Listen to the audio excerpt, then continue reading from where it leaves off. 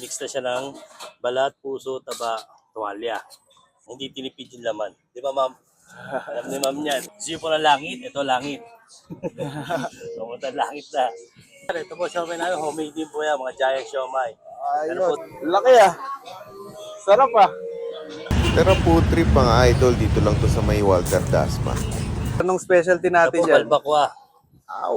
Wow. Tapos siya, beef. Ganyan po karami. Vlogger o walang vlogger, ganyan. Chili garlic, homemade din po yan, gawa din namin yan. Langit na. So guys, ito na yung balbakuha nila. 85 pesos. Yan na, ito para pala siyang pares. Anghang pala siya. Para siyang pinagalong gotong Batangas na may pagkapares. So masarap siya. Para sa 85 pesos, sobrang daming laman. Kaya tingin ko sulit. Ito, 50 pesos